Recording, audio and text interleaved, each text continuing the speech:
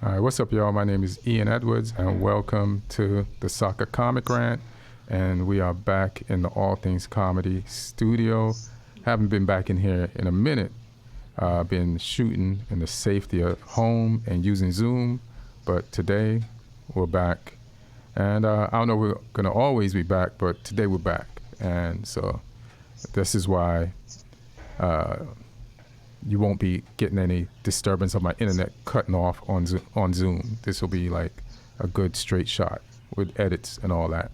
And if you listen to podcasts, come to allthingscomedy.com, and there's a host of other podcasts there. Bert Kreischer's there, Bill Burr's there, Al Magical's there, Kate Quagley with Date Fails is there.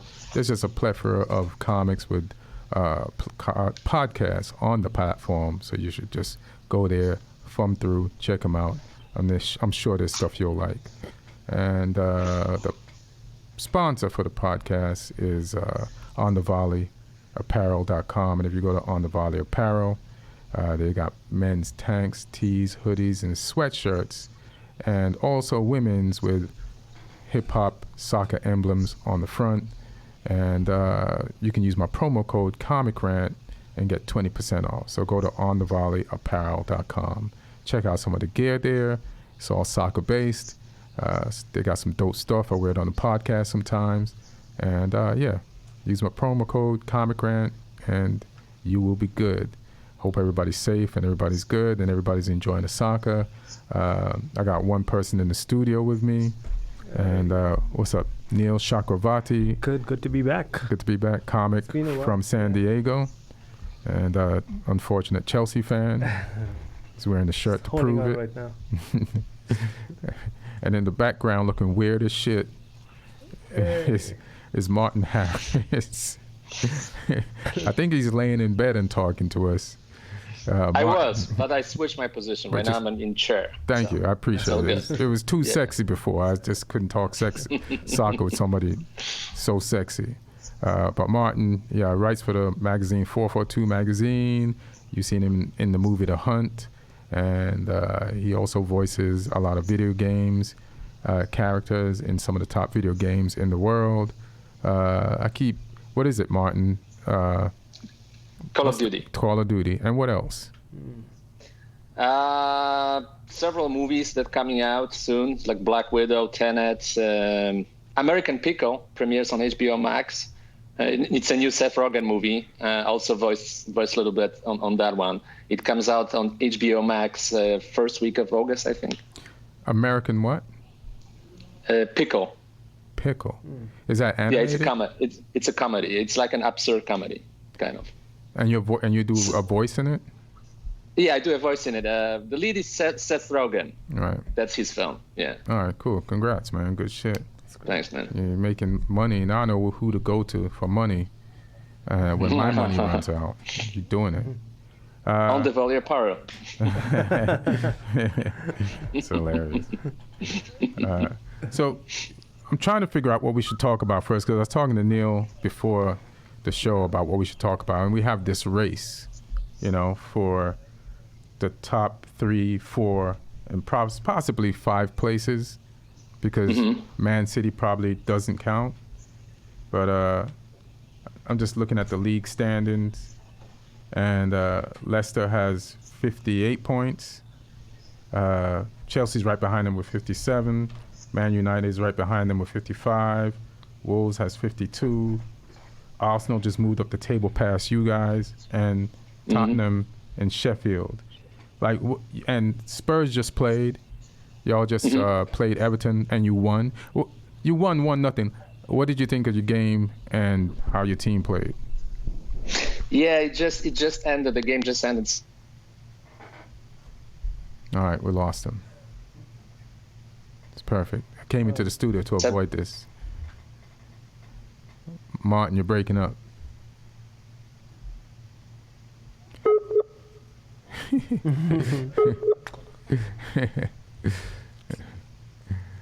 What, how much of the game did you see from your Chelsea's perspective? I caught a little, and I got the best part of the game, which was Son. Which was the end of it? Which is Son trying to eyeball. It was on the verge of making a decision of. Oh, he's still talking.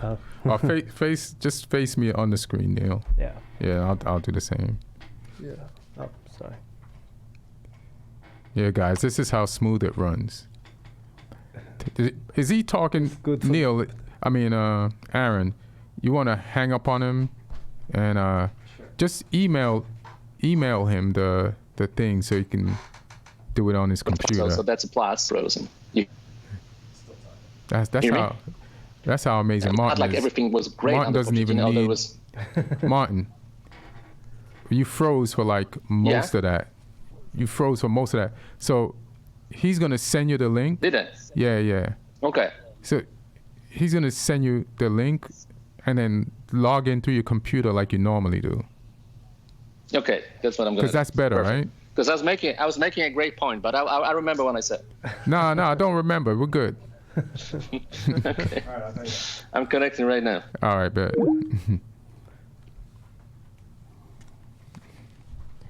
It's hilarious. Yeah, I mean they needed the 3 points, and it's good. I barely caught much of the game. I'm interested to see what happens with the whole, what looked like a pretty robust fight between Lloris and Son.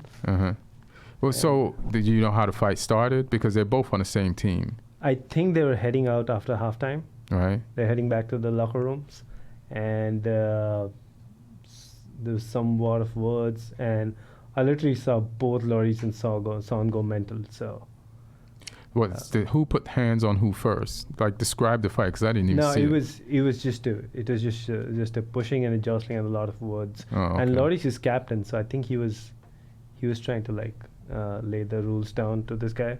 To Son? Yeah, and Son's behaving like the impetuous teenager. Whatchamacallit, when did Spurs score? In the first half or second half? I have no clue. That's literally the only part of the game that I saw. I know, because we came here to set up to do this. Yeah, I was driving my way down. Yeah. I think we'll just go straight to Man U first, and then when Martin comes back on. So I like what Man U's doing, and our schedule that we have ahead of us is easy. It's pretty favorable to you guys. It's pretty favorable. We have Aston Villa next. Then we have Southampton, Crystal Palace. Yeah. And why does this thing say Chelsea? There's no Chelsea on our schedule. Oh, that's FA Cup. FA Cup, okay. Yeah. And then West Ham and Leicester. So Leicester should be like the toughest team to play. But, this is football. I think we need to win all of them. If we lose one or drop some points somewhere, I think we could still finish top 5 or 4, maybe even 3. But let me just say, I like what we're doing as a team, and we're scoring a lot of goals. And the last few games, last game we scored 5, one before that 3. 3 against Sheffield, 3 against Brighton, and we tied 1-1 against Tottenham. Like, we have a starting lineup that you can be proud of. We have players that other teams would want in their starting lineup. We have backup in certain positions, and it's so crazy to look at Man U at the beginning of the season.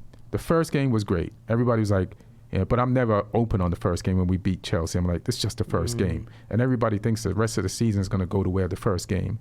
And then towards the middle of the season, we settled into who we really were, which was a team that should have bought Bruno Fernandes at the beginning of the season. And we didn't buy him. But then after struggling and Paul Pogba getting injured and Martial being injured and Rashford being injured, we bought Fernandes, and since then things have turned around. Then when there's something bad, there's something always good happens. And even though the thing is bad, and like, one of our partners for the end of the season has been COVID. Like, COVID is really, it might have screwed a lot of people, but it's for football, specifically Manchester United and other teams it's helped, other teams it's hurt, but it's definitely like put our team on the right track. Like Pogba's back, Rashford's not injured no more, and Bruno Fernandes, Matic got younger during quarantine. Last year he was 30 and terrible. Now he's 31. He's handling his 30s better. And, we have a respectful, like we could not break teams down. We could not, when we went down before, and I think I told you this on the phone, like when we went down before, like we went down against Bournemouth this weekend, like normally you'd be like, fuck, we're down. Shit, how are we going to come back? And then we'd like struggle and we'd keep the ball, but we wouldn't do anything with it. Then halftime will come and we'd be like, all right, the coach is going to say something at halftime so that when we get back on the field, we're going to do some damage. And then we'll come back out at halftime. 20 minutes later, no result. We're still down 1. Then we'd make a sub that will give us more hope to get a win. And then 10 minutes before the game is over, we're still down 1, and we scrounge up a lucky goal just because of effort, and we tie the game, and we're just happy that we didn't lose. And I was telling you that this weekend when Bournemouth went up 1, I was like, we're going to still win this game. Like, there was no doubt, and that's the change. And just the players knowing that they have quality, and also just fans watching. I don't think there was a fan that was worried about this. And by 3-1, by halftime, we had rectified going down 1-0 by leading the game 3-1. And that is the new Man U. I mean, you have the difference makers now, right? We were talking about this on the phone, right? You have like 5 guys now. Mm-hmm. Martial, Rashford, Greenwood, Pogba, Fernandes. And out of them, 3 of these guys, Bruno Fernandes, Paul Pogba, and Greenwood, are only about, it's only in the last 3 or 4, like the last 10 games that they are coming into full flow. So that's half of those 5 difference makers.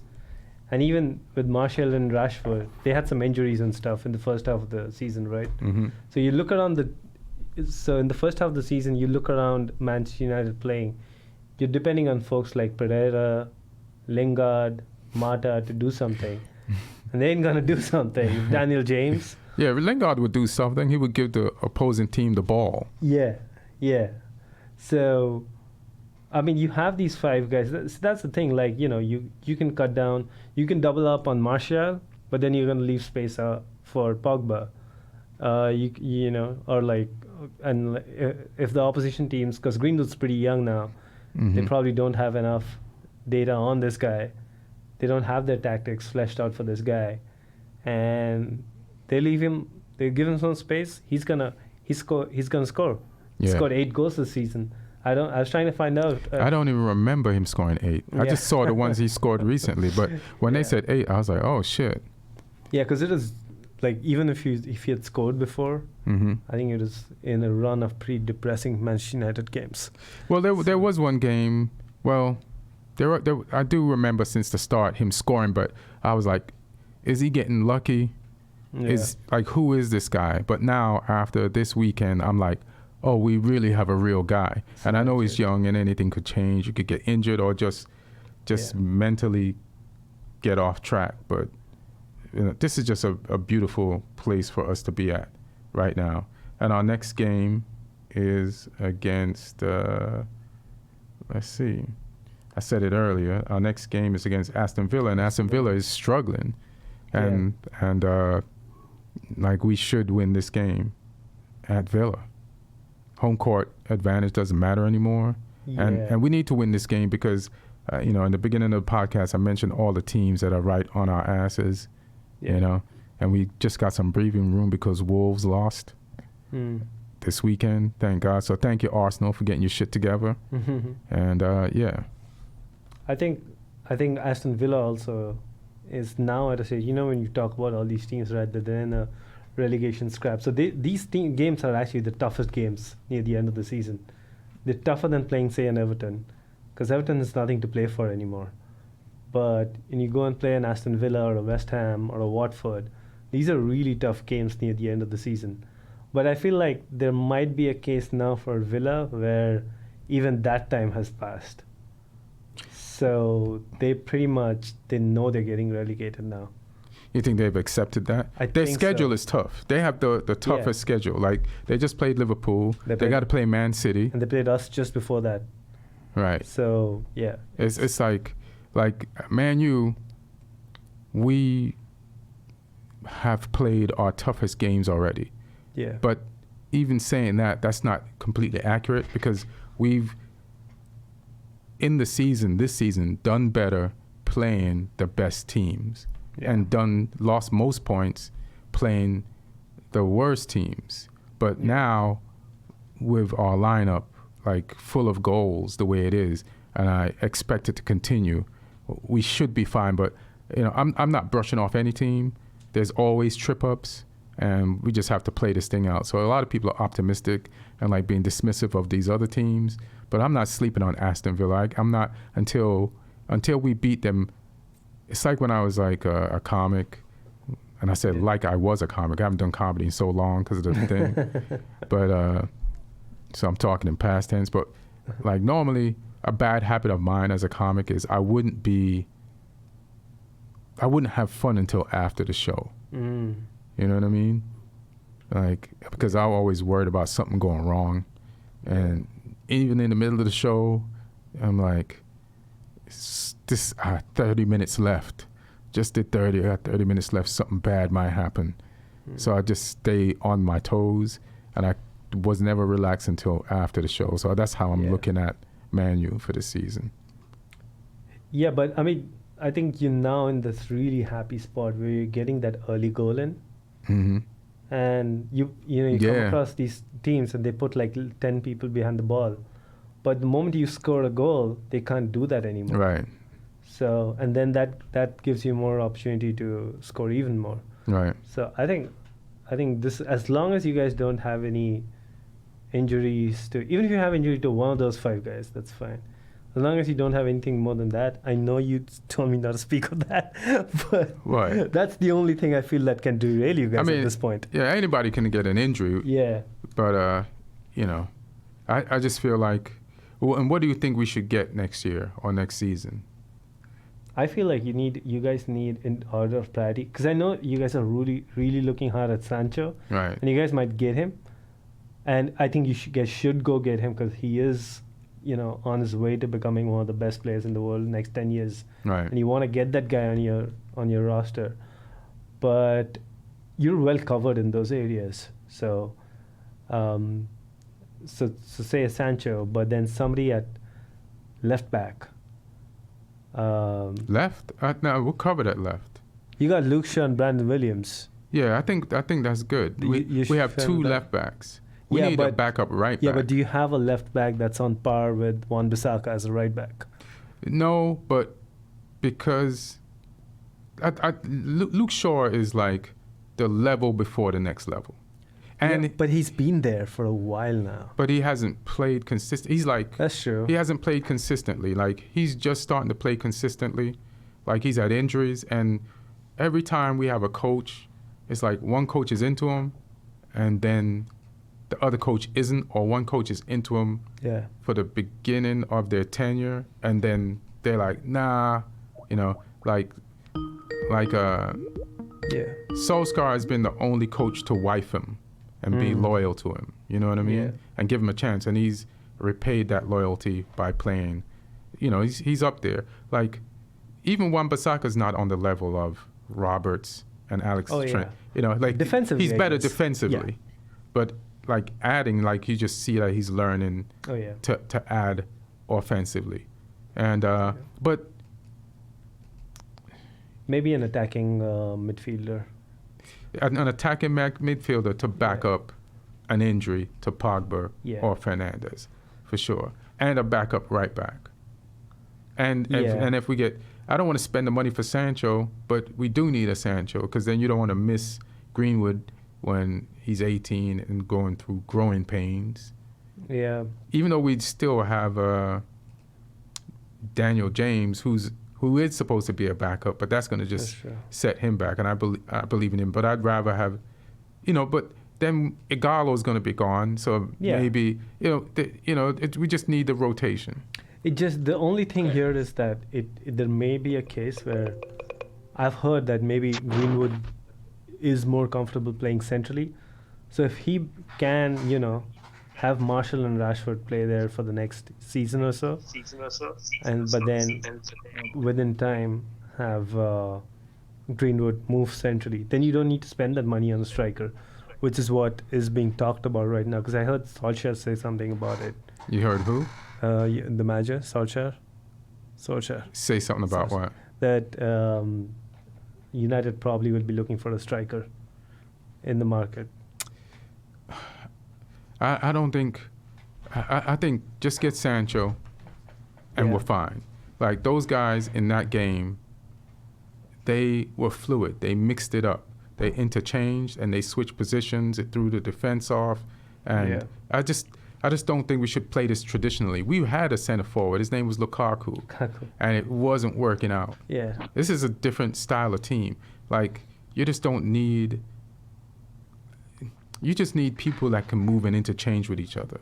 Yeah. Yeah. And Marshall can do that. Yeah, Marshall can do that. He scored the goal that he normally tries to score when they put him on the left. He scored it in this game. So, yeah. Martin, you're back? Yeah, it looks like him. Yeah. I think Martin will be interested. The guy that is being talked about is Harry Kane to United. I don't want him. Dion Dublin said that. And I'm like, Dion Dublin. Yeah. Listen, like Dion Dublin played the game, but he's still like mentally like old school football. He's not like progressive football. Yeah. There are people on YouTube, like nerds, who study the game that will be better analysts than that. When I watch like United Stand and Arsenal fan TV and just videos of people that like break down games tactically and they put more into it because they never played than like some people who are suggesting Kane right now. Kane would not fit into our system. Kane is who scored today for you for Spurs? Michael Keane from Everton. It's got an own goal. Oh really? See, no wonder we are struggling to figure out who scored. Yeah. I don't think we should get Kane. But it was a fluke goal. It was a fluke goal. But we can't judge Kane by what he's showing right now, because he missed so much time from injury. Then obviously the pandemic hit. He wasn't supposed to be playing this season because he was supposed to, sit out the rest of the season. But because the season got postponed, he came back and he's actually playing. But he's not 100% ready and he's not in shape. You can tell. And I think that Mourinho in a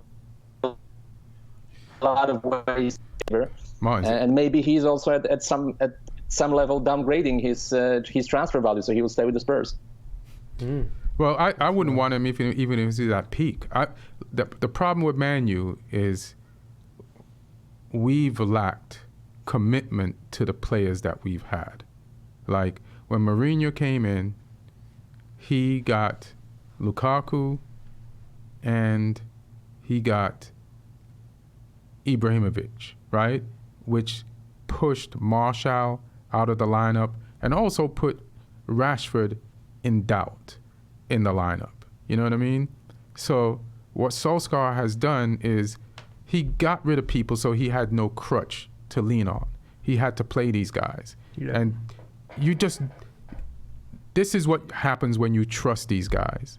So to get a Kane to disrupt that, and plus, I think Spurs is having trouble scoring, period.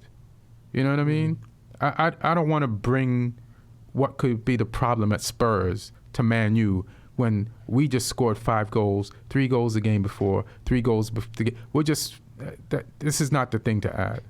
I think it all boils down to whether or not Solskjaer feels the need to have that out-and-out striker in the squad. instead of like. Well, for me, it's a very simple question. Right now the United are playing very well, and Greenwood is playing very, very well. He's still on Fantasy League, by the way. If someone plays by Greenwood, he's one of the cheapest players in the game, and he gives you points. But what I want to say is, let's not overreact. I mean, the United won a couple of games, but we had a conversation just 2 weeks ago about not everything working quite perfectly with United, and I think you have to put everything in a perspective. Especially, do you want to compete for the title next year? That's the number one question. Number two question, do you want to be a perennial Champions League team? And it will be a different sort of circumstance, different expectations when you want Man U to compete for the title next year, or if you just want a little progress comparing to this year and comparing to the previous year. But if you want to compete for a title, I think you might need a classical center forward to see how it's going to work out. The question is if Martial can hold his own at this position for the entire season and be your number one center forward on the championship winning team, or he can be only your number one center forward on a very good team but not necessarily a championship team, or he might be a rotation player for a championship team. No, but I think you missed the beginning part of the conversation because you were logging on. Because we talked about getting Sancho. Like, Sancho I like. Like, when I look at Sancho, I've watched Dortmund games, and there's a fluidity to their front three. You know what I mean? And they can interchange. He can play on the left. I've seen him on the right. I just don't think we need a front three that everybody stays in the same place. We were so fluid this weekend. We got 5 goals out of it. We're starting to grow and mesh chemistry-wise. I would prefer Sancho over Kane because I think he's more flexible, he's more versatile, and we can confuse defenses more. And, the only thing you need, really, is a backup striker who plays different than the front three.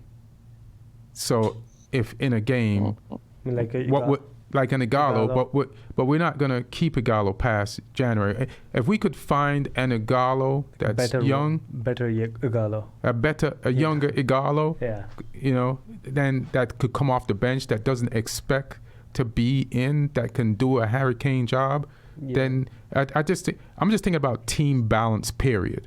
And I'm talking about loyalty, and I'm talking about like trusting. At some point, you got to trust your players. And look how many this team with a COVID thing and all how bad the season's been, has more goals than Sané, Salah, and Firmino, right? Mane. You mean Mane? Mane, my bad. Mane, Firmino, and Salah, and that's a very good point. And I want to feed up your point. I want to see the future of this. You have to take the chance on this trio for another season before you get some big center forward just to put there. This is worth seeing out. Mm-hmm.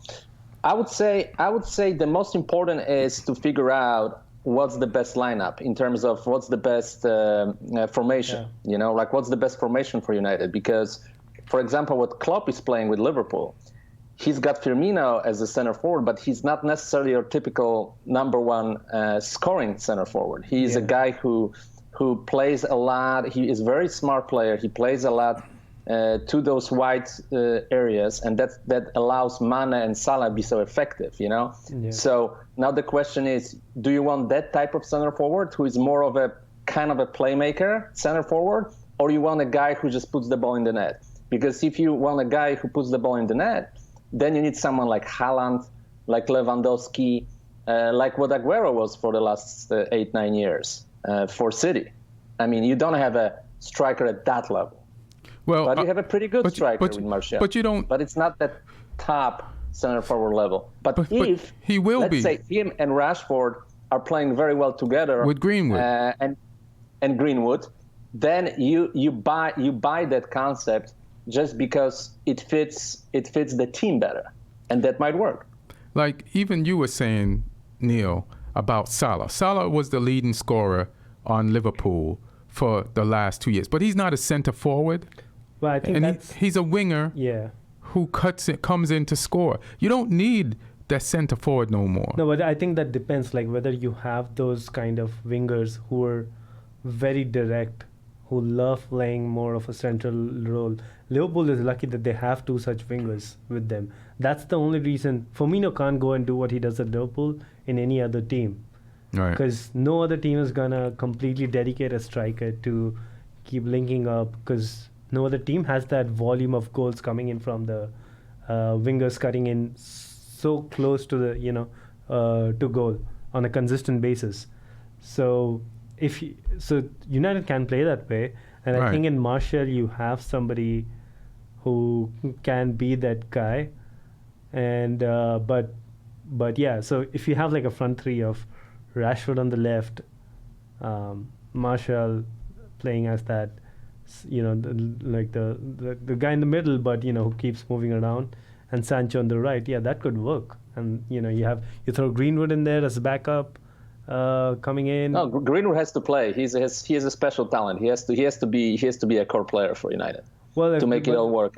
But let me tell you this. Yeah. I think just because of Fernandes alone and his partnership with Pogba, I would like to see another center forward who is a very good center forward at United, to see, because he will get service from those two guys. Like, you don't have to play through your wings all the time. You can have someone at the top to finish, because you have Pogba and Fernandes. Like Liverpool, they play a little differently because they play through the wings all the time. They have Alexander-Arnold fullbacks and Salah, and then they have Robertson and Mane. But I think, and they have, I think Man U's trying to get to that. I think Man U's trying to get. Fabinho. I think Man U's trying to get to that. I think Man U's trying to encourage Wan-Bissaka and Shaw to come up the wings more and to provide that, and so they can mix it up. We can come down the wings, cross the ball, or the three cut in and come through the middle and interchange with each other. I think. Listen, I don't want a Spurs guy and a Chelsea guy to make buying decisions for us. I should have never asked you this question in the first place. We're doing, we're no, fine. That's what I'm saying. Like, I'll tell you something. Ironically, the Spurs guy made a buying decision for Liverpool because he was the head of scouting at Spurs, the guy whom Klopp brought to Liverpool, who made all those transfers, and they were discussing and scouting all those players and creating a list of who will fit the system, who will fit Klopp's philosophy. So that's the guy who they got from the Spurs. He used to work with Jamie Redknapp, not with Harry Redknapp at Tottenham.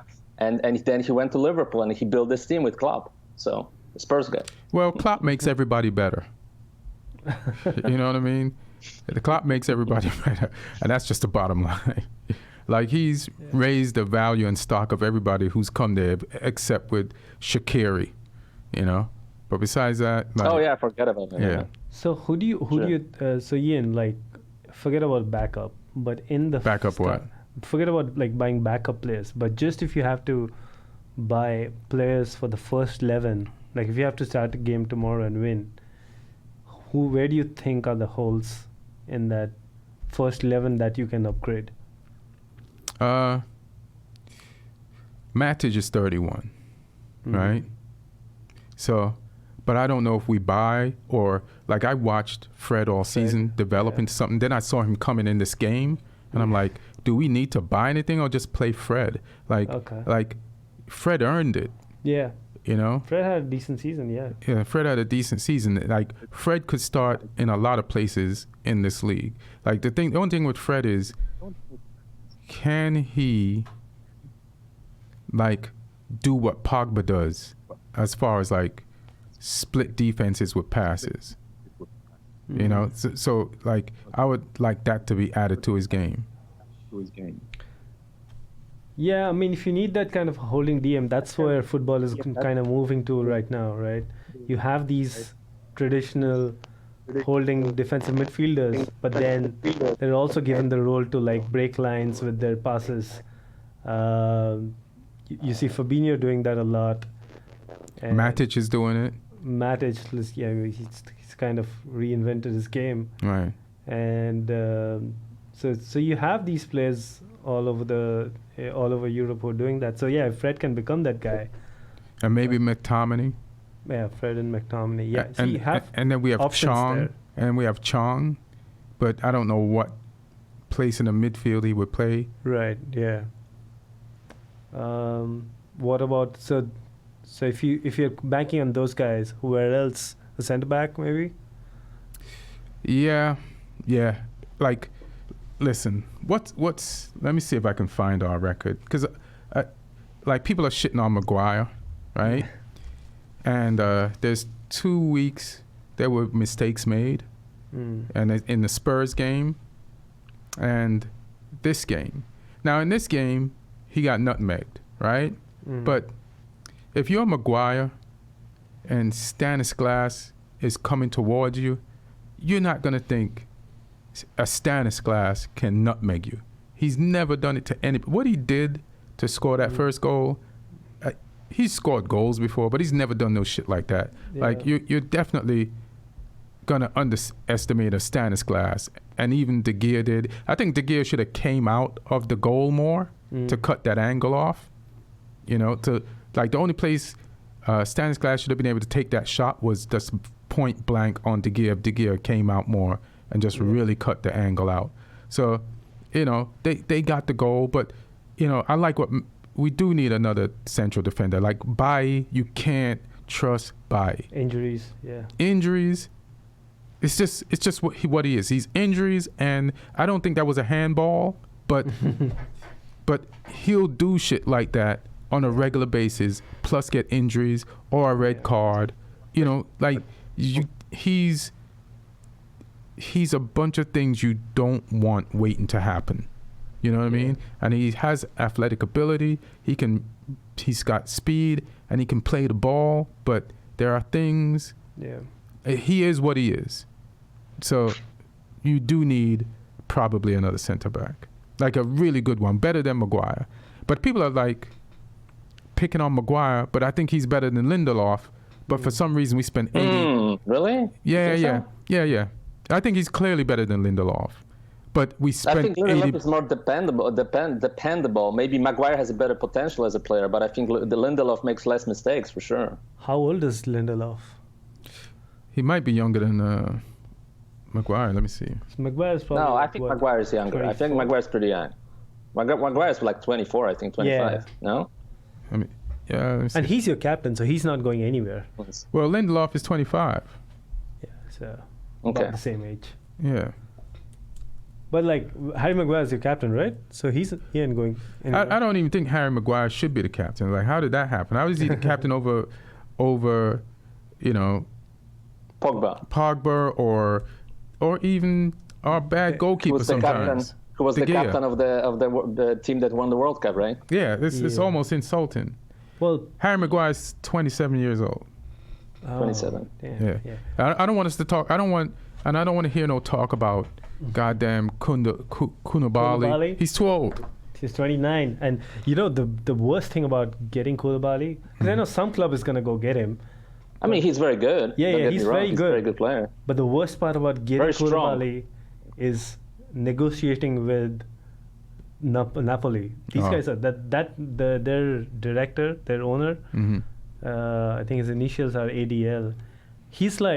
He's a maniac. Oh, right. When negotiating, like he's gonna throw some unreasonable number out there. He's the reason why Koulibaly is still in Napoli. Yeah, exactly. He prices him out. People been wanting a Koulibaly on their team. Yeah. So and he's like, the thing with the maniac, like normal people will see that, okay, he's coming into his final year of contract. Let's get what we can for him. This guy has an ego that will ensure that even that doesn't happen. So I think he's a good buy for some club, but he's probably going to be a good buy for like another 2 or 3 years. So I wouldn't even. 3 is pushing it. Yeah, 3 is 3 lucky. is pushing it. I see. There's a lot of very young, very good players in Bundesliga, especially in Borussia Dortmund. The guy Hakimi is very good and young, and he should be one. He should be considered player. But didn't he just leave? Real Madrid. Yeah, what is Real Madrid doing letting Hakimi go to Inter? Inter, yeah. Like, that is crazy. Yeah. So, Martin. And then Haaland. I mean, I think Haaland is still the guy I wanted, I wanted to recommend Haaland for you guys before he went to Borussia Dortmund. It's not too late. You can still possibly get him. I think he'll be perfect for your team. I think you guys are very close to get him. Apparently, in the deal, Haaland's representatives wanted a release clause of around the region of 60 million for Haaland, which a club like United will not agree to, and they should not agree to, because you get a guy, you play him for 6 months, he scores a lot of goals, and then Madrid or Barcelona just come pay 60 million and get him. So he has a similar release clause now at Dortmund. So yeah, maybe you guys can still get him. I don't know if we need him. I mean, Sancho is expensive.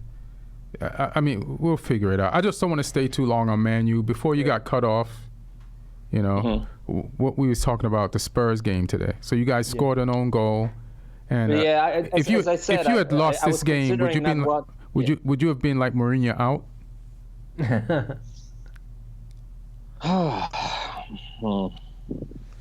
Not yet, but getting there. Getting there. All right. Do you think he's going to ultimately be great next year for you guys? I mean, that's what he did. That's the only reason not to let him go yet, because that's what he did on other teams sometimes. That he only, second year was always his best year for every club he worked for. He had for Chelsea, Real Madrid, or even Inter Milan. The second year it's the year when he wins trophies. So maybe I would wait for that, but I see some very, very disturbing signs that it's not going in the right direction. Starting from the lack of style. It's not really easy to watch that version of Spurs after watching the Pochettino Spurs. Right. And the Pochettino Spurs at the very end were not doing very well either. But overall, I'm talking about a concept, a style of football. It's unfortunately a huge drop off there. Those games, today game was really poor. The Sheffield United game was really poor. The game against United had moments, but in the second half we were very poor in that game as well. So there's just a lack of. I don't see a concept. I don't see what he's really trying to do with that team. And I know he is a superior football mind comparing to myself, and he knows more about football than I do. But at the same time, I still don't know why he's playing Dyer and Aurier in the starting lineup, where, in my opinion, he's got better alternatives on the roster than those two guys. So for me, playing Dyer every single game, while you have Vertonghen and Alderweireld, which both were the best center-back duo in the Premier League for a couple of years, and they're still not that old, and they played together for Belgian national team. They played together on the best Tottenham teams in the last decade. I don't know why you keep them on the bench. If they're leaving this summer, sure, let them go, but let them play now as they're still on your payroll while you're trying to make it to the top four, which, by the way, won't happen. I don't think it will. All right. What do you think about that in Spurs? What, Neil? I just want to clarify, Martin, because I know I saw the fight. What happened between Son and Lloris? Do you know? Oh, Son lost the ball, or he didn't step towards the ball, and they had a dangerous counterattack, and Son stayed and was just ball watching. He didn't retreat, and they made a shot. I don't know, it was Calvert-Lewin, I think. They made a shot that missed the post pretty close, and Lloris is it's a hot-blooded French guy, and reacted the way he reacted. And then they hugged it out, kind of, during the halftime. But it also shows you that there's something, that the team is not on the same page. That there's no unity, there's no joy. I don't see joy in playing football. And I could see why he yelled at Son, because Son, in the last game, went back defensively, and the guy that got past him passed the ball for an assist for the goal that beat you guys in the last game. Neil, I think you still got to use the mic. I don't know if mics work that way from behind. Just put it in front of you. No, because I think they want the camera. Yeah. Or you want to? No, just put the mic in front of you, right? No, I think they have the camera in that line. So. In that line? Yeah. So I'll just put it here, I guess. Yeah. Okay. All I hope is that the camera is on the screen in the back. That's most important. Is it all right? Yeah. Okay. Yeah. So I think I think Spurs, this was going to be a holding kind of a season ever since, it seemed clear that it was not going its way with Pochettino. And Mourinho, he wasn't going to turn things around so quick. So yeah, but don't forget when he started after first month, we're at number 5 spot, and I think at some point we had the same number of points as Chelsea, and then we lost against Chelsea at home, and then it all started like breaking loose, Yeah, but it wasn't like he wasn't, because I remember even in those games, you guys were conceding goals, which is very uncharacteristic to like a Jose Mourinho team. So, you're getting a lot of teams are faltering around there. But I just feel like this entire season is going to be like the decision you guys will have to make is whatever he's done in these 7-8 months, is that good enough to give him another season? I think in normal circumstances, it should be good enough. But the fact that this is Mourinho, the fact that with him, there's always a risk of things going absolutely haywire at any moment. Do you guys want to get ahead of that, appoint another manager, or like wait for that? Because that's coming. That is always a risk with Mourinho. Who would they get? There's managers around. The Ajax manager, nobody's looking at him. The Leipzig manager, Nagelsmann. There's some teams gonna be quicker than everybody else and go get these guys, and then Pochettino, yeah, it's hilarious. Yeah. All right, let's cover some Chelsea, since we got a Chelsea dude in here, and you guys, you beat Liverpool. I mean, you beat Man City, yeah, and you gave Liverpool the title, and then you played West Ham. And what the fuck happened against West Ham? Yeah, we gave Liverpool the title. We gave West Ham relegation chances. Liverpool the title, and then gave yourself the game off against West Ham. Yeah, it was the West Ham game was like pretty typical Chelsea game throughout the season. Mm-hmm. You don't have that finishing edge at in the front of the game, and then there's like individual mistakes that keep happening. But I mean, it wasn't surprising. Like if you saw the 3 goals that we conceded, right? Like we've seen those kind of mistakes happen with Rudiger and Alonso. So the fact that Rudiger finally got dropped after that game, because it required a category red kind of game from him for him to finally get dropped. Others have gotten dropped for much less. Uh-huh. So for me, it was like a blessing in disguise. You take what you take out of a game like that. But I mean, it's clear this team doesn't have that level of consistency yet. What will give you guys that level of consistency? I mean, it's no big deal. Yeah. The reason why I say it's no big deal is because you just remind me of Liverpool. When Klopp first got there. Yeah. And the building process. So it's like, everybody I think now is trying to take Liverpool's way to build a team as a template. Yeah. So they like, all right, because Liverpool went offense first. And I think organically Chelsea is just structures offense first. Like, and then you just bought 2 players. So, I don't think your offense or your midfield is the issue, but your defense and goalkeeper definitely are. I think the biggest. So you're definitely on the Liverpool timeline. Yeah. I missed a little bit because it got frozen. So here's my opinion. And definitely Kepa is a suspect because he has the lowest, I think, ratio of saves among the in the Premier League. I think he has the highest percentage of goals conceded per shot. And it's not just this season, actually, Martin. The stat you're talking about, I actually looked at that stat, and then I went back and checked through every season of the Premier League. It's not just the worst of this season; he's the worst of all time. And how much did you pay for him? 72 million. I know. Which makes him got conned. What makes him even more worst of all time. Yeah. Which makes Maguire buy as a steal yeah. almost. But Maguire Maguire's getting a lot of shit. But again, you can't if you want to win the Premier League and Champions League, you're gonna need more than a Maguire, or he has to. But let me ask you this: to stir the pot even more, would you make a swap as a Chelsea? Would you make a swap with United, Kepa for De Gea or not? Would you? It's a marginal improve because right now, if any keeper is an upgrade on Kepa. I would take a Kepa Ben Foster swap. You right would? now? Yeah, absolutely. Oh wow.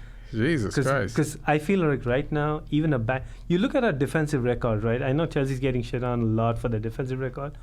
We have, and it's the wrong word to use, best, but we have the 8th best defensive record in the league. But we're doing that with the 20th best keeper in the league. So, for me, but you have to admit that what Danny Welbeck did with Christensen in this Watford game was. Yeah, but right? Those moments happen. Van Dijk made a mistake. That moment happened twice in that game. No, so with Welbeck. No, but these moments happen with every defender, every defensive unit. But what we have is a goalkeeper who we can't. Like the moment there's a mistake, there's a goal in 1 and 2. You want your goalkeeper to earn his. Forget about the transfer. You want him to earn his wages. Right? You want him to do something. Imagine a defensive unit that's playing, even mentality-wise, right? If you're playing in front of an open goal, how crisp is your decision-making going to be for the entire 90 minutes? Kepa is making Rudiger nervous? Is that why Rudiger plays the way he plays? Well, Kepa is making everyone nervous, and then Rudiger and Kepa is like, you're adding dynamite to a gas station. But... So my point about keeper is definitely that should be a biggest priority in the transfer market. And hopefully, and it does look like it is going to be a priority from all that I've read about, from credible journalists that are close to the Chelsea camp. Who's your backup keeper? It's Grandpa Caballero. Oh, yeah. They tried that already. So this is how bad Kepa has been. That we've had to actually play a 38-year-old backup keeper who's been backup for 5 years. So he's never played league football on a consistent basis for 5 years. We've had to. And he's been backup at City too. Yeah, so he's always been backup, but we've had to go to him. That's just how bad Kepa has been.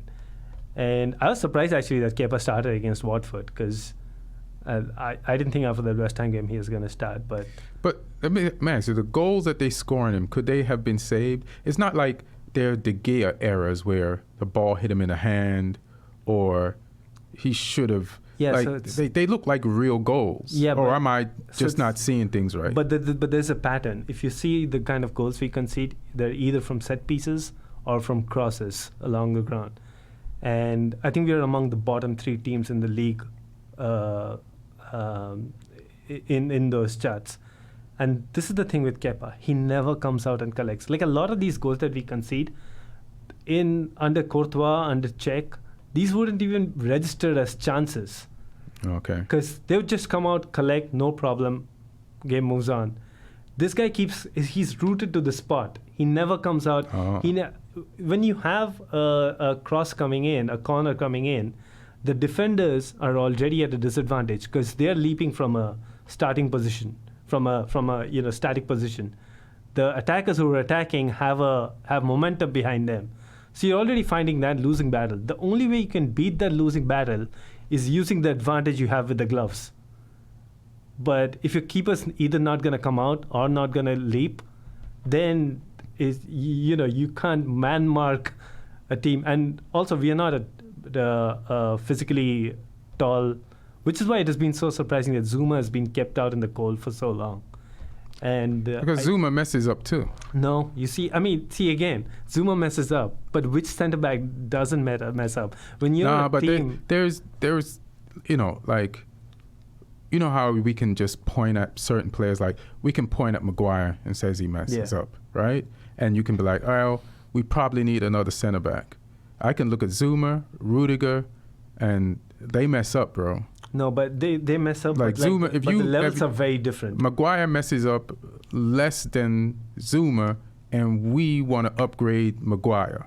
So you better think about upgrading Zuma. So Zuma's in the last, despite all of these things that I just told you about Kepa and the fact that we are not physically blessed, you see Zuma's aerial defending numbers. They're next only to Van Dijk in the entire league. The last 4 games he started, this Chelsea team's gotten 4 clean sheets. So if we just, and there was a period in October, November, December, where it was Zuma and Tomori starting every game, and we had a defensive record that was only Tomori. there was only about 2nd or 3rd in the league. So we just need to go back to those combinations. I don't know why we panicked. Rudiger got injured. Rudiger is one of these guys who keeps playing on reputation. How old is Rudiger? He's 27, 28. So he's like 2 or 3 years elder than Christensen and Zuma, who are 24. You think Zuma is like, you think Rudiger still didn't recover from that last injury that he came back from, and maybe he's playing and he shouldn't be playing, and maybe that's what's... He had that David Luiz gene even before, where you go in. This is one of the typical things that Rudiger does. But the negative gene, because he doesn't have David Luiz's technique. David Luiz can at least pass and score and shoot and do a lot of things offensively. That's so true. Rudiger doesn't have that. That's so true. But here's the thing: Rudiger thinks he does. So he charges out, and I've never seen a centre back do 2-foot tackles. You're gonna get carded. What are you doing? Like, why are you lunging and you don't have the recovery pace to go back? And he misses the ball, and then he's like... That's like the Bailly gene. Yeah. And he does... Yeah, I don't like Rudiger for one reason, because he accused Tottenham fans of some racial slurs, and then the investigation proven that he was wrong, that there was no slurs. So he threw a shade at my team, and I don't like him. Martin, there's a reason why everybody is wearing Black Lives Matter on the sleeve of their jerseys in the league.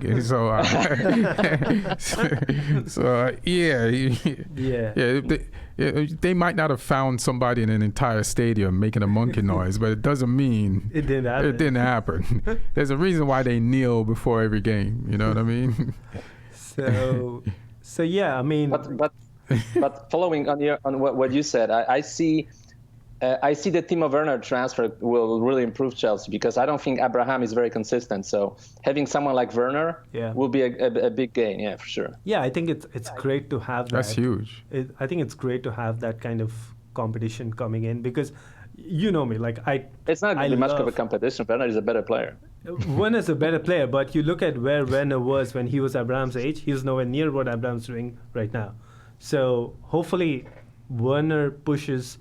And Werner's not, the way he plays at Leipzig is not that typical, Harry Kane kind of a striker that's playing up front by himself. He usually plays in a front 2 combination, playing off another striker. Like a tall guy. Yeah. So I'm completely okay. And I think that's what's going to happen. If Werner comes in, if Tammy's still not scoring, Werner's going to take his spot. But equally, he can play on the left wing and cutting in with Tammy playing up front. So we have all these combinations that can, I like a lot of our youth players, and I believe in their talent. But this is Chelsea, you gotta swim or sink. So hopefully it pushes these guys, like Mason Mount, for example. All this talk about Kai Havertz coming in. Ever since restart, Mount's pushed his game. He struggled, yeah. No, but Mount's pushed his game to another level. Like every game, Mount is... Because we made a change in our formation. We don't play with the 4-2-3-1 anymore, playing with 4-3-3. Kante's gotten back. And we're playing with 2 attacking 8s every game. And Mount was initially playing as that number 10 shadow striker guy. He's now playing as that box-to-box number 8. And he's doing really well in that role. So, I hope we see a similar kind of a reaction from Tammy. We see a similar kind of reaction from Hudson-Odoi. And, you want to win Champions League, you want to win Premier League, you want to compete for these, you want to play at least 60 tough games a season. You'll need all of these guys. Martin, you said Mount has struggled. You think Mount has struggled or has done as good as... Before the pandemic, he was struggling, a little bit. He had a period after the months before. Right? He was struggling a little bit. But right now, he stepped up also because because he fits off Pulisic. I think they help each other's game. Pulisic is definitely the brightest spot. I would say the story of the why are you shaking your head, bro? Why are you in agreement? You're still not used to the Indian head bobble. So when you nod your head that way in the Indian way, that means yes. It could be. So anything. No means yes. It could be anything. So this means yes. It's a very ambiguous. But no, in this case, Pulisic is. I mean, he's doing. He's doing stuff that I hadn't expected, because you didn't expect that. Yeah, I didn't expect him to. Do you remember me telling you he could do this? Yeah. All right, that's all. Yeah. No, but see, here's the thing: the Pulisic I saw in the season so far was a guy who was very direct, and I actually there was a point in the entire season where I was like, that is actually, because you see what Mane and Salah are doing for their teams. Right. Being these direct wingers. Pulisic is probably going to be that guy at Chelsea. Not that, but he didn't have that, he wasn't showing that level of quality and consistency, right? I think he was, and they pulled him. Sometimes I don't understand decisions that people make. Like, he do stuff, score goals, and then they just he was put him on the bench. He was playing. He got injured after a while. He got injured in January. But he played the entirety of October, November, December. Mm-hmm. He got injured at the end of December. But now he's not just doing that. He's doing other things too. Like, he's doing the kind of things that, dribble, beat people with speed, and then, get a foul, get a penalty. Penalties, 2 free kicks that ended up being goals. Yeah. Yeah. He's making William 2 penalties, yeah. He's making William Whoa. Don't try to disrespect William, bro. How has William been playing? William's been playing really great. Is he your best player since we came back? No, we just spoke about it. It's Pulisic. Captain America all the way. William is the second best player, probably. William is top 5. William has scored the goals. You lose to West Ham, but William scored 2 goals. Pulisic earned a penalty, which William converted, and Pulisic earned a free kick, which necessarily wouldn't have been converted. Or what about Man City game? In the Man City game, Pulisic won the game for Chelsea. Pretty much. Yeah, he scored the first one, right? What a goal! But what a goal! It was, It was just him by himself. Who scored the second goal? William scored the penalty. Okay, thank you very much. It was a penalty, though. It's a penalty. But Pulisic changed the game. We had to buy a player mid-season to score penalties for us. Yeah, but at Chelsea, we've never had this problem. We had Drogba, Lampard, Hazard, Jorginho, best quality. William. You're naming all quality players, and William's name is joining those quality players. As a penalty, he's a great penalty kick specialist. And free kick. Get him a new contract, roll him out every time we need to take a penalty. I don't mind. I'll tell you for me there are 3 expendables on Chelsea team right now, and knowing Abramovich, the expendables might be sure replaceables.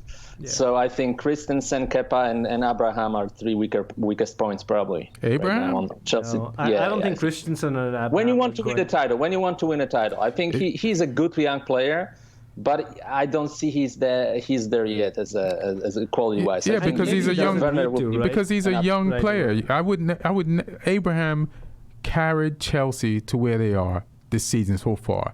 He's the one that got the goals and the wins. He's a young player. They put a whole season on him, and he's doing exactly and getting the numbers a good young player who's not complete yet would have. Next season, he should even be better, even though next season's just going to be weird for everybody, period, because of when the season ends and when next season starts and how much rest there is in between. And Chelsea is still in the Champions League. Yeah. And they have to be in this tournament, and then 2 weeks after the tournament, depending on how far they get, the season is going to... So it's just going to be weird, but Abraham is great. European Championship next year, so that's also on the horizon. But the season is before the championship, so... Yeah, but speaking of people who are dispensable, it's, of course, Kepa. I don't agree on Christensen and Abrahams. I think they will be given the season. But, the guy who's really going to be out of the door is Jorginho. He hasn't played a single minute since the restart. And Yeah, that's interesting. I was thinking what happened to him because he was pretty good, earlier. Yeah, but like ever since we moved the formation, we are not playing with those two in the pivot anymore, and Kante is taking that place, and it's a new role for Kante too. But you kind of trust Kante to do that defensive part of the game way more than you trust Jorginho to. So you know who also boggled me a little bit? What's his name? The white back who was the captain of your team, Azpilicueta. Azpilicueta sleeps on set pieces sometimes. He does sleep. Yeah, because we get this 5'10" guy to mark people like Van Dijk, and who jumped over him the other day? This is that West Ham guy. Hey. Was that Souček? Yeah, Souček. The defender? Yeah. But I mean, that's the thing. Like, we don't have enough tall players in our team. We don't have a goalkeeper who helps out. So we have to have these. You have to have Aspi mark a giant. You have a goalkeeper that's shorter than Messi. Yeah. You used to have the tallest defender in the Premier League, Robert Huth, right? Robert Huth, yeah. He went to Premier League title winner with Leicester later on. He was Did he win with Chelsea too, or just Leicester? I think he won. He got a Premier League medal as a sub, because I remember I was covering that season as a reporter, and in the mixed zone because he didn't play. He talked to all the reporters. So I remember that. Yeah, he was on the team with won because he didn't play much, and so he was always available for interviews. Hoof was never really good enough, though. He had the height. It was great on the Leicester team. Everybody was great on that Leicester team. Him and Wes Morgan with your Jamaican fellow. They were the two center backs. It's an amazing team. Yeah. I guess we should talk about Martin's favorite team to hate. Arsenal handling Arsenal, man. They fucking they beat Wolves, a team that is two hands full. 2-0. The Wolves kind of beat themselves in this game, though. Nah. Well, I'll give you give me your assessment, and then I'll tell you mine. You tell me how Wolves beat themselves in this game. I mean, Wolves beat themselves because they really created chances and they were attacking, but they lacked the last final pass, or they just didn't score. Traore had a phenomenal chance to score, and he didn't score. And then they were caught in the counterattack, and in simple one-on-one, where Lacazette scored, and that was a defensive blunder for sure. I like one thing about Arsenal. I like their young players. I think their young players are pretty good. Yeah. Man, that's the thing. But that's about it, what I like. I don't really like much beside that. But that is the thing to like. Like last week, me and you talked about Arsenal. And I think they've played 2 games since we spoke about them, because the games are playing midweek and weekend. And we were talking about, like, they had just signed David Luiz, which felt like they just dropped 3 points. That's how bad re-signing David Luiz sounded like. And then Ceballos. And is he back? Is his suspension done? David Luiz? Yeah, he played. Oh, he played? He played the last 2 games, and they won with him. But what I like about Arsenal, what Arteta, like, they don't have the defense they want. They don't have the midfield they want, but he figured something out. And he's like, all right, we're going to play 3 at the back, which is what he did this game, the last game against Wolves. And he's 3 at the back, and he's like, I'm not going to start Torreira. Ozil, you're not playing. Lacazette, I know they just bought you, but you're not playing. And then he's like, I don't even know what your name is, kid. Get on the field. I've seen you. You've been recommended to me from the youth team by Ljungberg, and you too. Like, they played a bunch of kids, like, the last 2 games. I'm just, like, I'm used to knowing every play on Arsenal, because I always watch Arsenal. I watch the top 5, top 6 teams. So I went from knowing the lineup of Arsenal every week to, like, who the fuck is that kid? And like, they got Saka and Kato, Willox or Wilcock. I don't even. You don't even know which syllable comes before which one. There's names that has a regular name with a letter in front of it to throw the goddamn name off the person off. But these kids against Wolves, they were just like piranhas. If you got the ball, it was like you just dipped your foot in a river with piranhas. They would surround you. Like Chakravarty is a grown-ass man. These are kids. 3 of them would jump on him, and 1 of them would take the ball. They just surrounded. They just swarmed, bro. It was like bees in a jar, where they think every piece of light is where you can exit, and that's where they would just attack. And like Arteta, I just got to give him credit, man, because it's easy to prove you're a good coach when your team is in good financial standing and you could buy the players you want, which Arsenal is not in that position. And to go up again, to win the game before and to beat Wolves, and especially since it helps Man U for Wolves to lose, like I got to give, and to watch, like I know what Arteta wants because I know where he's from. He's from the school of Pep.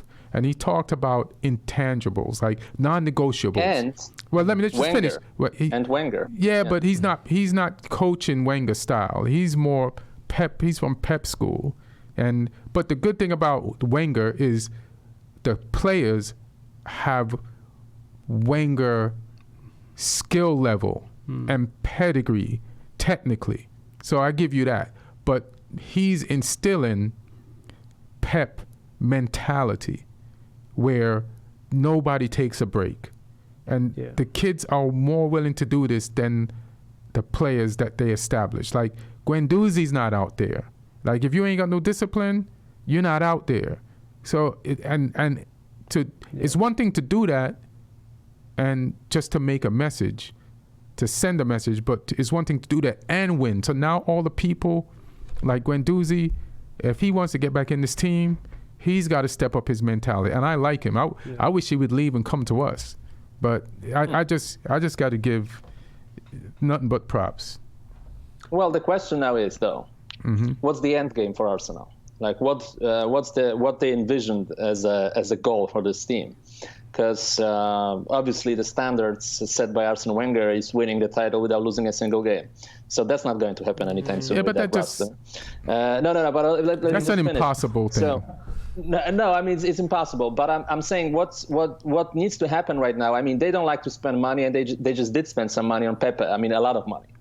So now the question remains: City will buy, Liverpool will buy, United will buy, Chelsea will buy. Those are 4 teams. Spurs will buy. I've heard about Arkadiusz Milik, the Polish striker from Napoli, most likely going to Spurs, and he's a very good player. Inconsistent, but very good player. If he's on his game, he's very good. He's plays with Lewandowski for Polish national team. So the Spurs will buy. If Mourinho is still there, they will buy a lot, as a matter of fact. So those are 5 teams that will spend money. Will Arsenal spend money? They can't play this team next year because other teams will be better. I think they would want to spend. I feel the bigger problem for Arsenal right now is they're just not going to be able to vie for those top tier or even the second tier of talents anymore, because it's another year where they're slipped down the rung. Any top player that they want to go for also has 5 or 6 other teams vying for him. So why would you want to go to Arsenal? That's the problem they're having with sealing Thomas Partey's signature. They wanted Partey. What position is Partey? He's more of like a... He's a midfielder from Atletico. That's what they need, yeah. Yeah, like a defensive midfielder, but like kind of play box to box too. But, think about coming from Atletico Madrid to Arsenal, right? It's not... How are you going to convince a player to do that? They may still be able to they might be able to do that. Like Atletico Madrid is still in Champions League, but they're not in a great standing in the let me see where they are in the third. They're not 10th. They're not 10th. But a distant third. Yeah, but they're not 10th. Yes. Like Arsenal's 10th. So no, I think they moved up. They moved up now? Yeah, don't be disrespectful, bro. That's all right. But that's my point. Like that's the kind of challenge Arsenal's gonna have, and any team like they're 7th. They're 7th. Okay. Yeah. I know why the reason Martin's saying that, because if I put them at 10, because I know Spurs is a little behind. They're 7th Arsenal. Ahead of Tottenham. Yeah. I think we're 8th. Yeah, we're after beating Everton. No, you don't think you're 8th. You're 8th. We could have slipped all the way to 13th though if we lost against Everton. So that's good. Yeah, yeah. Like Sheffield United is right on you. They're pressed up against you to get in line. They are not social distancing whatsoever. You both got the same amount of points. So I think Arsenal's going to have to find these hidden gems in the market and get people on free. There's talk about Willian moving to Arsenal on a free transfer. Doesn't make sense. And that's what they do. Yeah. They keep getting aged players past their prime. They did Lichtsteiner from Juventus. Yeah. Lichtsteiner at his prime at Juventus was one of the better left backs in the league. But when he went all the way to Arsenal, he was, maybe at 20% of his value. They brought David Luiz. David Luiz, listen, you make fun of David Luiz, but he won a title with you. Yeah. He won titles at Paris Saint-Germain. No, but that's the thing. You don't get David Luiz to fix the defense, though. You don't get David Luiz to fix the defense. They keep adding aging players past their prime, and that's not a good. Well, let's hope they stop making mistakes. They have to first stop buying the wrong people. Yeah. They don't have that much money. I don't know why they don't have that much money. I just keep hearing that. So the least you could do is buy what you need and stop looking at Willian as who's an offensive player, even though he helps out on defense a lot. But you don't need a Willian. You need defenders. But maybe Mustafi and Kolasinac, who played in the back three with David Luiz, maybe I don't know. Maybe they'll improve. We'll see. They were good this week. But Arsenal. Would you swap Rudiger 1-on-1 for Mustafi? No, they can both be. Well, I would still. Here's the thing. Rudiger apparently has great credibility in the German dressing room. So I would wait for the Havertz transfer to happen before you make a decision on Rudiger, because he's apparently also having a great reputation in German locker room. Who? And who is on Arsenal, and we forgot that he's still there. Özil. Özil? Oh yeah. No, but hasn't he been frozen out of the German? Yeah. He's being frozen out of Arsenal. But too. I mean, he won the World Cup with them, so that's the highest you can get. Yeah, that was a long time ago, bro. Yeah, unfortunately, it's a long time ago. But here's the thing, it looks like Arsenal haven't spent or can't spend, but they actually, I think, apart from United and City, have the highest net spend in the last 5 years. So they spend their money on the wrong shit. No, and they don't have anybody to sell. Chelsea spends money, Liverpool spends money, United spends money, but actually United has higher net spend, but we sell players to raise a lot of these funds. Arsenal's not had anybody worth selling for a while. Yeah, they're not selling. Yeah, so. Well, the way these kids are playing, they could be like, hey, we got one just like this, but we just don't play him. You want him? You want him? They could smuggle some shit on the market that's not at value. Like a Saka lookalike. Yeah, Saka yeah. But Saka scored this weekend, and Lacazette came on and scored. So, even though, it's embarrassing. They bought you, right? They bought you to play just the year before, and you had a decent first year, and then they're not starting you. Lacazette, yeah. Yeah, and then you're looking like they paid, I forgot what they paid for you, but then some kid. A lot of money. Then some kid you never heard of. You only know him because he's on the team below you in the same camp. But they just putting these kids on, it's pretty. Oh, that guy Nikita, right? Eddie Nikita? Yeah, and just wherever the position, they're just like, I'll rather play a kid than nobody's ever heard of than you, even though you scored a decent amount of goals for us last year in your first season. I think it's good that I'm really liking this new version of the Premier League, where we've gotten rid of that old generation of managers. This new generation is kind of more enterprising. We just signed one of them. You guys are still holding on to that one guy, and that's the weird thing. Tottenham used to be the club that would give shots to younger players and have a coach or a manager that would that wouldn't mind experimenting with the youth. Tottenham's going backwards. They had Pochettino, and that was the guy you're describing. And now they went old school and got Mourinho. They went proper old school. When everybody started wearing a mask, you guys took it off. Yeah, pretty much, yeah. So, but I like it. Like, you get to see so many of these. People aren't able to like keep getting selected on reputation alone, week in, week out. So I feel it's a good thing for the league. Yeah. The other interesting factor is what happens with City. If the suspension will be upheld for 2 years, that opens the market a lot. Oh yeah. Because De Bruyne said it already that he doesn't want to wait 2 years before playing in Champions League again. So I mean, some of those players, he didn't say it officially, but that came from his camp.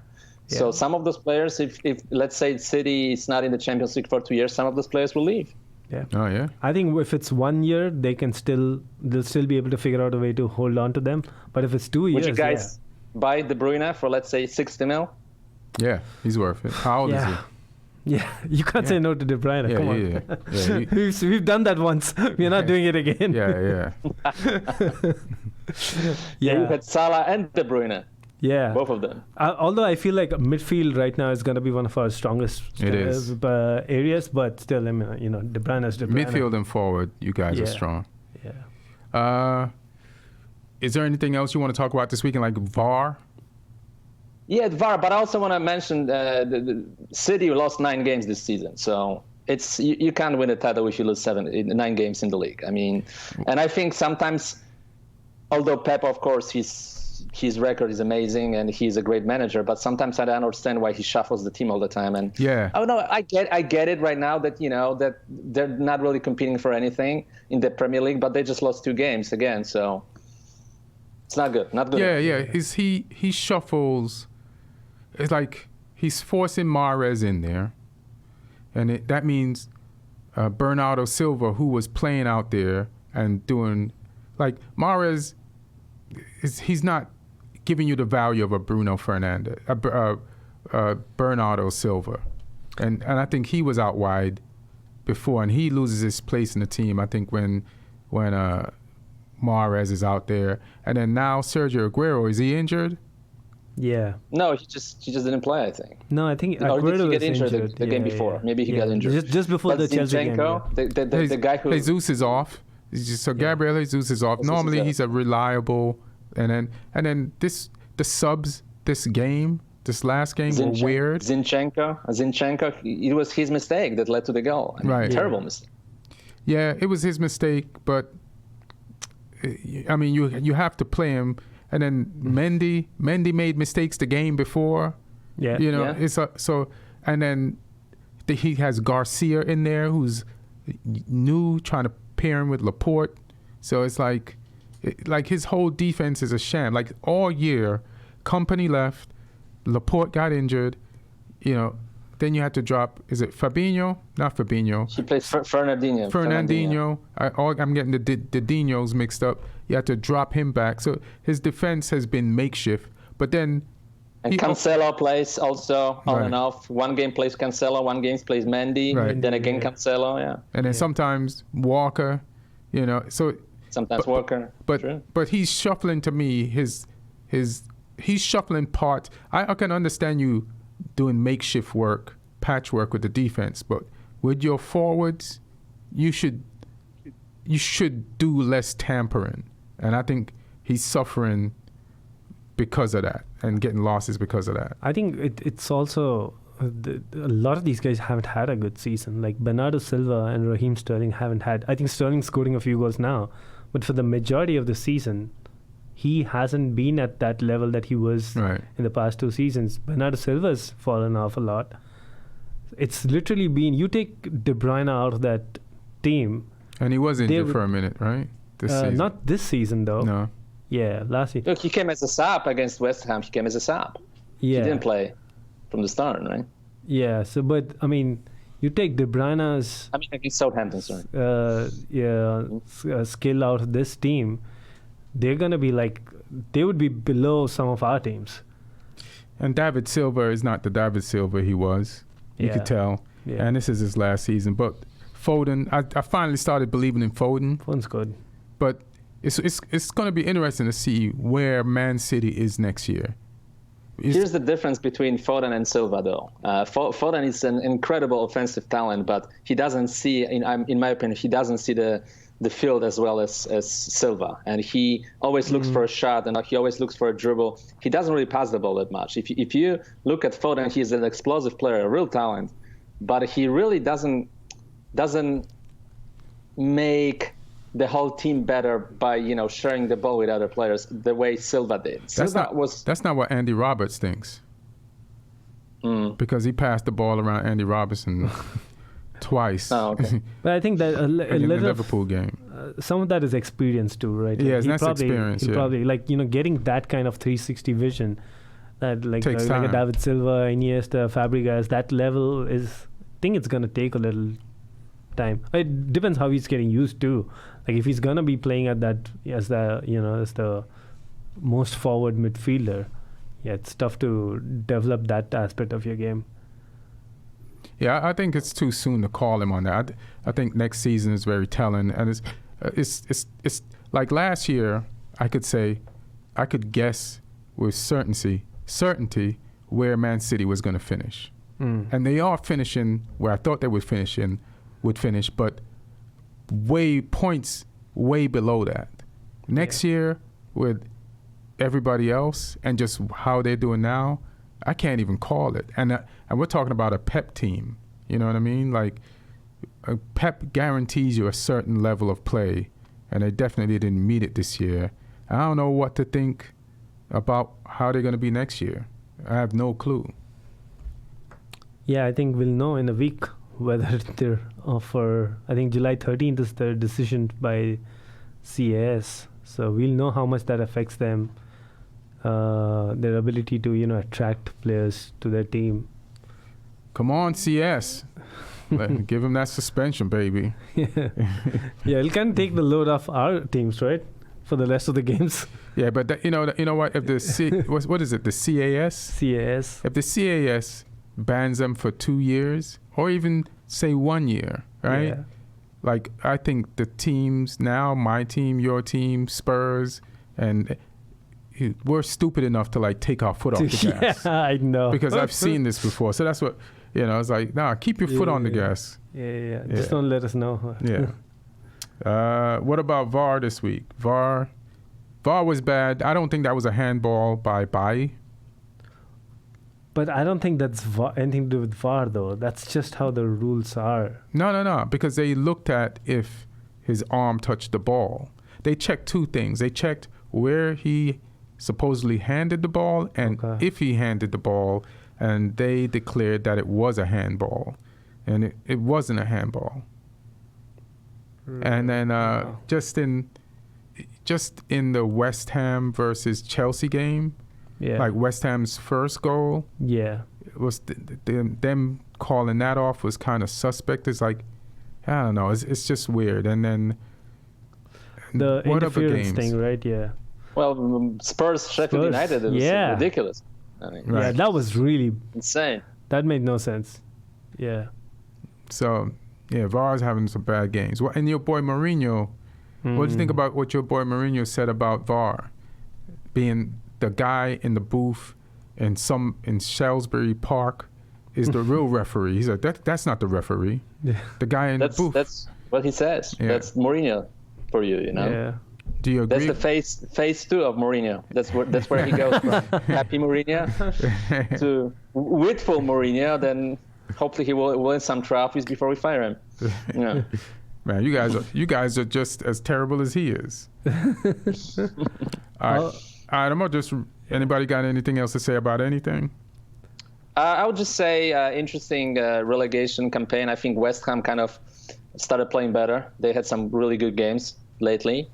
And Southampton are safe, Newcastle is safe, Brighton are safe. So I believe especially 3 teams will be competing for 2 spots, which is Watford, Aston Villa, and Bournemouth. And I would say especially between Watford and Aston Villa. And I'm not gonna be a bad prophet for your friends, Ian, but Aston Villa played Liverpool, and Liverpool was really bad in this game. Right. Like Liverpool were playing terrible. Wasn't good. And they still beat Aston Villa. Aston Villa for me offensively they are really poor. And I see more talent on Watford, including the guy who has a curse on Man U, because since he left Man U, you didn't win another championship trophy. Danny Welbeck, you know, you won the title with him. Your last title was with Danny Welbeck. I'll take that curse. I'd rather take that curse than have Danny Welbeck on my team. The curse would be to have Danny Welbeck on my team. I just, you know what it is? I don't know who I was talking to, one of you. I don't think Danny Welbeck is a forward. I think he's a CDM. Yeah. And then because he doesn't have the composure to be an elite forward. Like I've seen him like panic in certain areas where he can score enough. He'd make a great defensive midfielder who sometimes goes forward and gets a goal or two. But to put, like, imagine like playing Welbeck as your 9, and which Man U has done, England has done, and we went to Arsenal. That is just crazy. That is just, now he's on Watford. The guy was on Watford, probably paid 9 for England, 9 for Man U, and 9 for, and Watford is fighting a relegation battle. That is just crazy. I think Danny Welbeck should, if he switched positions, he'd be a known player that everybody would want. But you know that he scored a lot of goals for England, though. He scored. I'll check his stats, but I believe he scored over 20 goals for England. How many games? And against who? Because I remember there was 1 year when he was scoring almost every game, and people were saying that he's the best striker in England. And that's when England's team was poor. It's because you're the best striker in England. It doesn't mean anything. 16 goals in 42 games for England. Not bad. Against who? Montenegro? Where was he against Iceland? Where was those goals against Iceland? Let me see. He played, national team. He scored one against Sweden or something, like one of those Scandinavian countries. Oh, it's interesting. He made his debut until 2009, coming in for Adam Johnson, who is in jail now for pedophilia. Oh, yeah. Pedophilia has been popping up a lot lately. True. It's everywhere. He scored against San Marino. He scored against Moldova. Only one? He should have. That's where he should have got all 16. He scored against Belgium, though. All right. Give him that. But that was Belgium before the golden generation, though, I would guess. That was Belgium, and Belgium was San Marino. He scored against. He was the best scorer in the Euro 2016 qualification. He scored 6 goals in 5 games. Yeah, who were we playing? We were playing those teams. Martin's cut off. All right, I'm just gonna run through just to end this the table. So Liverpool's number 1 with 89 points. They got Brighton Hove next, and they should be able to handle that and get those points. Man City is second. They got 66 points, and they got Newcastle, which is not a walk in the park, next. Leicester, they have Arsenal next, which I'm going to root for Arsenal for that, because that's going to help us, Man U, get closer to taking. Yeah, I know. I'm just running through the table now, so just jump in. So Leicester's third with 58 points. They got Arsenal next, and I'm rooting for Leicester on that one. I'm rooting for Arsenal on that one. Chelsea, your team, they're fourth. They have 57 points, and you guys got Crystal Palace next. You got to be careful. That team could take you down. Yeah, so you guys got to be at 100% focus. It's tomorrow. And that is tomorrow, and I'm rooting for Crystal Palace tomorrow. I'm becoming fans of teams that I would never normally associate with, just because of this Champions League positioning race. Manchester United is fifth, and we have 55 points, and we are up against Aston Villa. And my homeboy Lloyd is an Aston Villa fan, but sorry, Lloyd, we got to take you guys down. And I hope this is not, Aston Villa hasn't won a game since the quarantine, the restart, and I hope this is not the day they choose to. And I hope Solskjaer plays the same team. It's on Thursday. We have time to rest people. So Let's just rest our team. Everybody do everything that they got to do to get their, be in the best health and the best spirit and have the most energy for this. Let's not take none of this for granted. Wolverhampton is in 6th. They have 52 points. They have, they have Sheffield United. So that's not a walk in the park for them either. Yeah. So I'm rooting for a tie in that one. Like I said, Arsenal is 7th. They got 49 points. Spurs is 8th. Jesus Christ, Martin. You got 48 points, and you play Bournemouth next. What are your chances against Bournemouth, Martin? Oh, no, we have to beat them 3-0 at least. I mean, Bournemouth is horrific. They're very bad. Yeah, and that's the thing. You can't just beat them and get 3 points. You have to beat them like they're Bournemouth. You know what I mean? Or it looks bad. Like you guys. Yeah. Beat them. We have to beat them like they're Bournemouth. And you have to beat them like you're being coached by, like Mourinho is a good coach. You know what I mean? You can't just scrape by. Like, I'll give you Everton today because Everton is difficult. So an own goal, take it. Because at least you didn't give up a goal. But, yeah, you can't scrape by Bournemouth. That's not a good look. Sheffield United is 9th, 48 points. They play Wolves next, like we talked about that before. Let's go Sheffield. Burnley is 10th, and Burnley's been on a good run, pretty decent run, and they play West Ham. I actually want West Ham to go down because I want Aston Villa. And the thing about Aston Villa is they've lost every game. I think they had one tie, but they haven't won anything, and they still moved up a place. That's how bad everybody's in the bottom. They're 3rd from bottom, and they were like 2nd from bottom, like. No, they were third. They were third. I think they were out of the relegation zone at some point, but the West Ham got back and went past them. No, I think Bournemouth passed them. I think Bournemouth went down, passed them down. Like Bournemouth has lost that much. That's what I think happened.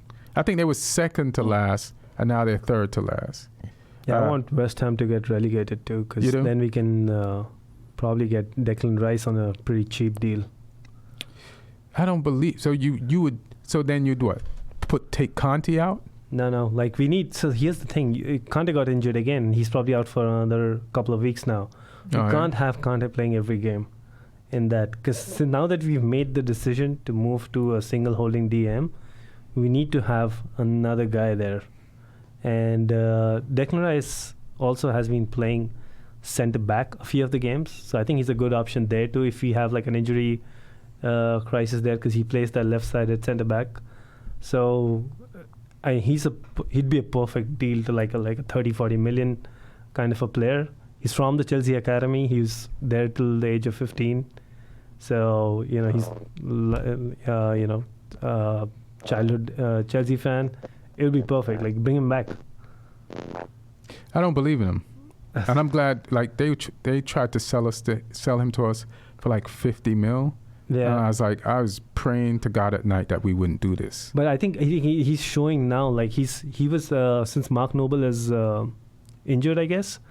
So he's now the captain of West Ham, and he's having like consistently good games.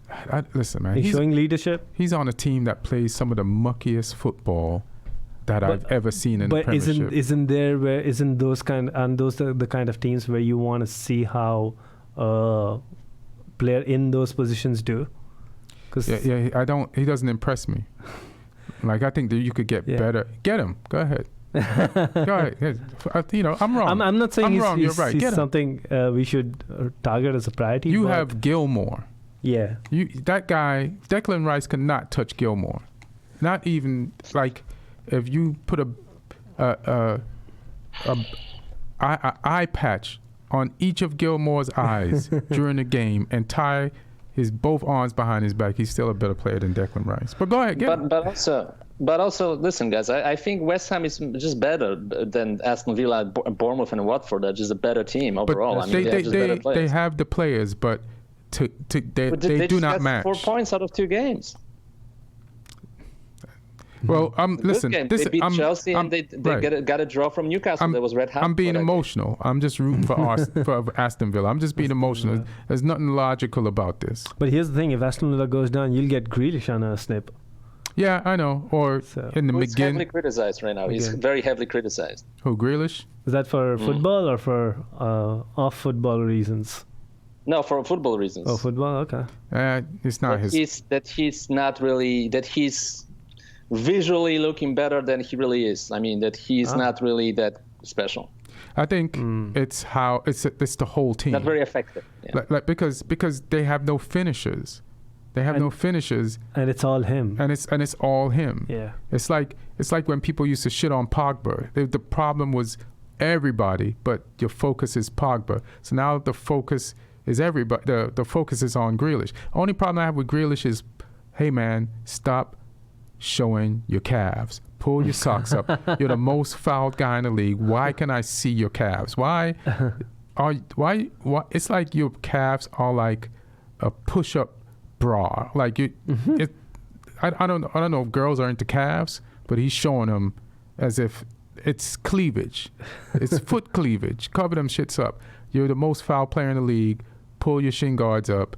Like I saw him put a pair of shin guards in his sock the size of contacts. Like put on some grown ass man socks and some grown ass man shin guards and protect your fucking legs. I don't want to see your calves like that. All right, so Burnley is 10th. They have 46 points. Everton is 11th. They got 44 points. They got Southampton next. Newcastle is 12th. And they have 43 points. Southampton is 13th. They're safe. They have 43 points. Good for them. So Newcastle and Southampton are safe. Crystal Palace also, teams that were traditionally struggling, got their stuff together. And Crystal Palace is 14th. They got 42 points. Brighton Hove might be safe. They are 15th. They got 36 points. West Ham, they have 31 points. They are 16th. They're kind of out of the range, but kind of still in range. Watford is 17th. They have 28 points. And they have Norwich next, which is at the bottom of the table. But come on, Norwich. Do some damage. And Aston Villa, Jesus Christ, 18th, 27 points. Bournemouth, 19th, 27 points. And Norwich, 20th in the deportation zone with 21 points and 5 losses in a row. Anybody else got anything they want to close with before we get out of here? Well, my prediction for relegation, Norwich, Bournemouth, Aston Villa. All right. I think I'd agree with that. You'd agree with that? My hope for relegation, not prediction, just hope. Norwich, Bournemouth. I'm sad to say Bournemouth because I always like Eddie Howe. And let's go down Watford. Nigel Pearson? Why? Danny Welbeck? No, because not it's the only team it looks like Villa can catch. I like Villa in the Premier League. Yeah, I think Watford, they have the good, the supporter base. But we Yeah. wouldn't need to worry about having teams with big support because Leeds is coming back up. That's going to be. I'm really looking forward to that. That's what we were supposed to talk about, right? Last week. right. That's huge. But I like Because when we grew up, me and Ian, when we grew up, Yeah. Leeds actually were the first champions in the history of the Premier League, right? When the league was I think that was Blackburn. When they formed the Premier League, I think Leeds were the first. No, I think that was Blackburn. Blackburn. No, Blackburn's 95. I think Leeds were 90-91 with Cantona, and then Cantona went to Man U after that season when he won the title with Leeds. Let me look it up. I don't know. I've never heard Leeds win a Pretty Premier sure. League. So They won 90-91 with Eric Cantona before he went to Man U. So that was before the Premier League. I think that was the first season of the Premier League. I think So season. the last season of the first division. In the inaugural season of the Premier League, Manchester United finished 10 points clear of Aston Villa to win their first league championship in over 26 years. What was the year? 93 to 94. The club successfully retained the title. Yeah. Wait a minute. The club successfully retained the title in 93 to 94, leading the table after beating Aston Villa 2-1 in the third game week. Yeah, so I don't think Leeds has ever won the Premier League. No, they won 91-92. They won the title. 91-92. Right, so that's before the Premier League. Yeah. That's before the Premier League. I thought that, that was the last season before the Premier League. Yeah. Yeah. And I like a Premier League with Aston Villa and Leeds in it. I don't need Watford in there. Yeah, Watford's not really either Watford or Bournemouth aren't really. They don't have the kind of fan base or, to. But it's good. It's a nice romantic story though, right? Bournemouth, they came up from the 5th division or something with the same manager. Right. So maybe for that, but I think having Leeds back and West Brom. Is it West Brom? West Brom is third, I think. There's a second team though. No, I Derby? thought it's Who is second? No, I thought it's Leeds first, West Brom second, and Brentford third. Brentford or Fulham? Brentford or Fulham? Look it up, Martin. I'm looking it up right now. I think Fulham is near there too. Brentford or Fulham? Those guys. They're a classic yo-yo team, Fulham. They always go up and down. Yeah. So does Wolves, but Wolves is here to stay for right now. Table. So it's Leeds 78 points, West Brom 77, then Brentford, and Fulham, and Nottingham Forest, and Cardiff are in the playoff spots. That'd be crazy if Nottingham Forest comes back. Three-time. That's a classic team. Three-time triple European champion. Yeah, that'd be classic. That'd be great. Yeah, imagine if Nottingham Forest and Leeds come back in the same season. Yeah. Yeah. Sheffield United also was a classic team that was out of Premier League for a long time. That was the team that Maradona almost joined. Oh, yeah? Oh, really? I didn't know that. Yeah. Famous story. That's great. The contract was signed, he just didn't go there. Friday night. Never tried and sign a contract with Maradona. There's more coke in Napoli. He went to Barcelona first, though. But okay. Yeah. Instead of Sheffield United. A tough choice. Yeah, I'm pretty sure even then. Yeah, that's probably the biggest thing that Sheffield United ever did. Almost getting Maradona. That's pretty crazy. But it was the time when English teams were winning the Champions Cup almost every year. Right. So the Barcelona were not the Barcelona of now. I feel you. Is there anything you want to plug or say, Martin, before we get out of here? It's 4 o'clock. No, I already said it in the intro, and thank you for the intro. So you can find me 442 Movies, The Hunt, American Pickle, Black Widow, Tenet, and Call of Duty as well as a game. All right, take it easy, bro. What about you, Neil? Just follow me on Twitter or Instagram @Sawyer'sLawyer. All right. And all right. Thanks for having me on. Thanks for coming. Thanks for coming, Martin. Follow me on Instagram @IanEdwardsComic and on Twitter @IanEdwardsComic. And you can watch the podcast on YouTube @Ian Soccer Comic Rant Edwards, or just type in Ian Edwards. Thank you, Aaron Brungardt, the producer, for doing your thing that you do and letting us come in the studio this week and make sure it's safer for us to do it. I'm going to get tested after this. Something goes positive, I'm going to blame you. But thank you, brother. And that's it. We out. Thanks for guys, thanks for coming down. Thanks, guys. And peace.